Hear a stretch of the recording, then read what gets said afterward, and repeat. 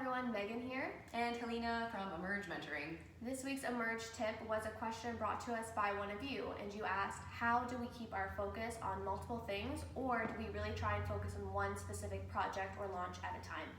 And it seems for Megan and myself, we like to have our hands in many different pots, and we enjoy branching out and trying new things. Like even just a few weeks ago with the yoga studio, we launched new programming, a new yoga product. Yeah, and then on Emerge here, we launched our notebook, which is exciting for us.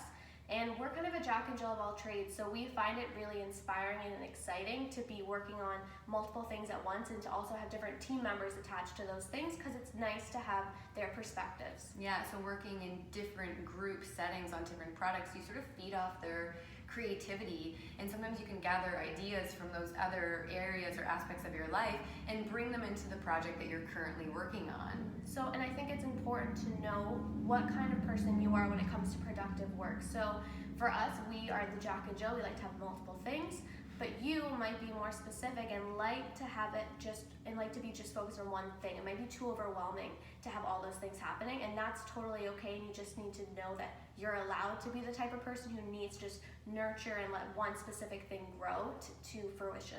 Yeah, absolutely. We find that we like to kind of launch something, put everything into it, and then we sort of step back and see where it organically goes and grows, and then that's where we kind of capture our inspiration from other areas until we kind of like go back and foster more into it and see how it's been doing.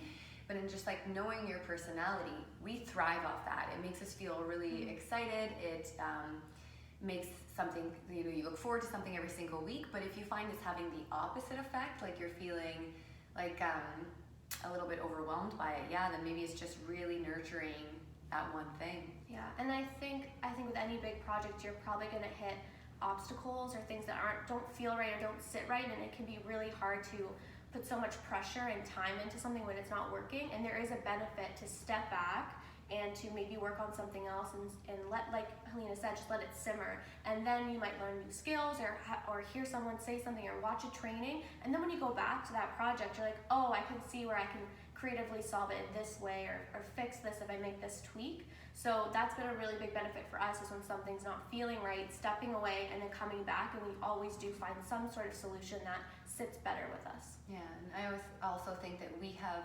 multiple areas of interest. So as much as I am so passionate about yoga, I'm also passionate about the outdoors. I'm also passionate about business. I'm also passionate about teaching and mentoring. And so if I can it keeps my entrepreneur mind feeling a little bit sharper and more motivated and creative and inspired when I'm able to nourish all of those other interests in my life, rather than kind of feeling like I'm getting a little bit stuck or stagnant in just one. Yeah, so we would love to hear from you guys too, if you are someone who are similar to us, or if you like the one focus. It'd be kind of cool to see where everyone's at with their headspace when it comes to being productive. But we also got another question that was funny, and everyone was asking about what our poolside meetings have been all about lately. Well, we feel fortunate enough that we got to partner with our friend who's a photographer and videographer who has a pool, and it was especially great during this particular season that the weather's been good and we were able to social distance, yes, be poolside, have a good time, generate ideas, and drink a couple beers. Yes, enjoy a beverage.